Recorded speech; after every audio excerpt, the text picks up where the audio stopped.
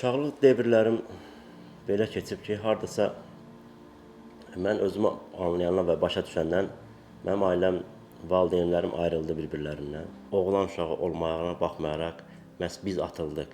Biz bu valideyn qayğısından, bu valideyn istəyindən məhrum olduq. Niyə görə?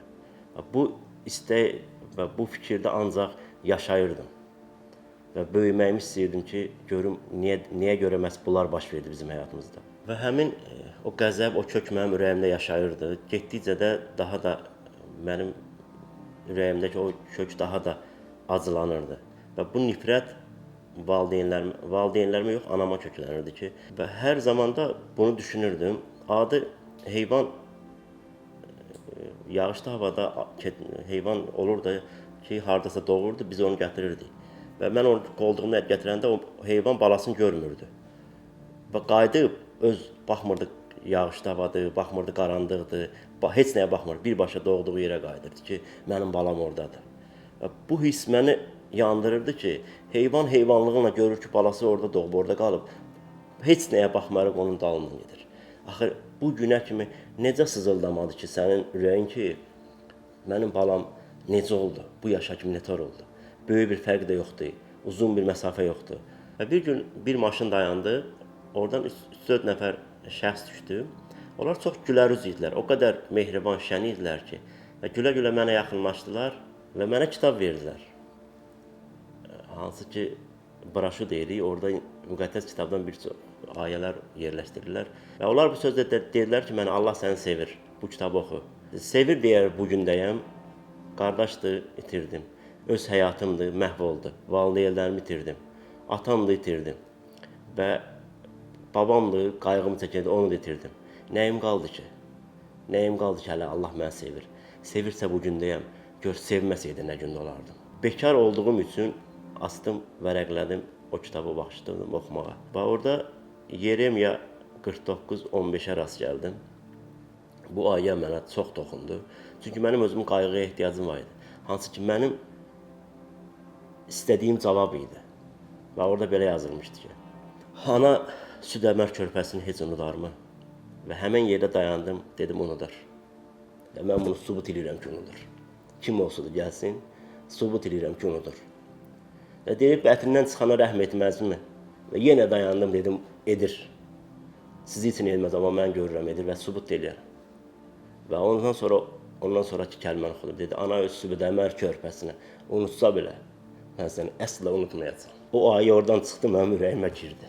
Düşündüm ki, necə bir insanlar idi ki, bunlar iminli gəldilər, bu kitabı mənə verdilər, mənim ehtiyacım olduğu bir yer mənə toxundu. Və başladım o kitabı oxumağa. Və ondan sonra mənim körpə, 3 qızım var mənim. Böyük qızım onda balacaydı, haradasa 2-3-cü siniflərdə oxuyardı. Və mənə dedi ki, ata, onlar bizi bir dəfə aparmışdın məbədə, ora apararsan.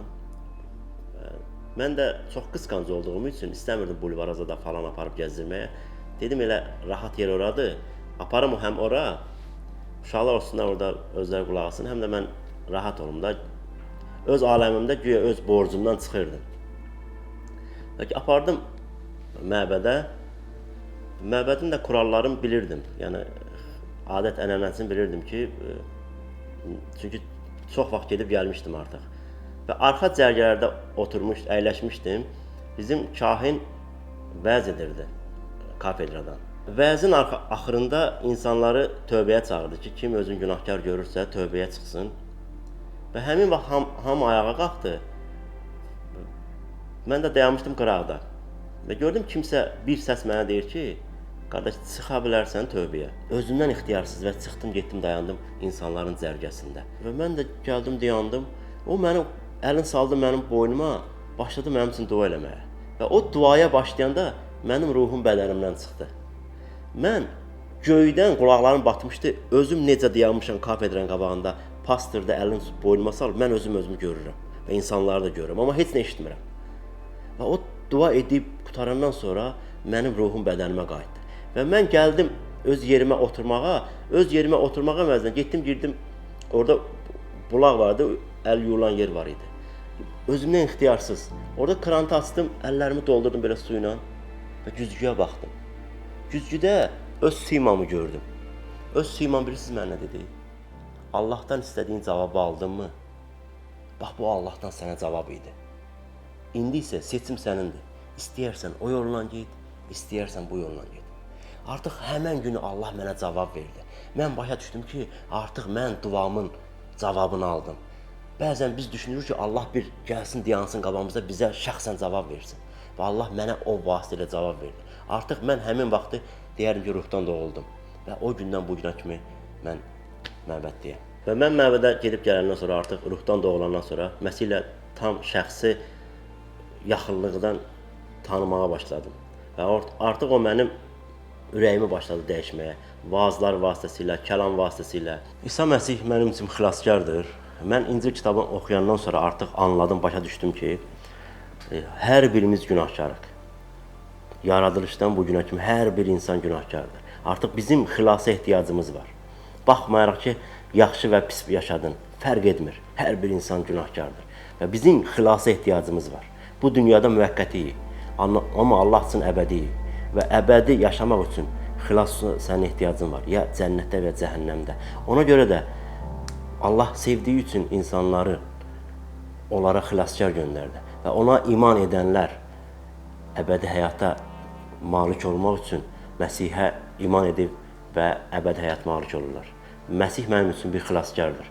Mən gördüm ki, artıq mənim üçün, hansı ki mən ölməli idim, o günahıma görə, o mənim üçün öldü və mənə cənnətin biletini verdi və mənə cənnəti verdi. İsa mənim üçün xilaskardır. Amin.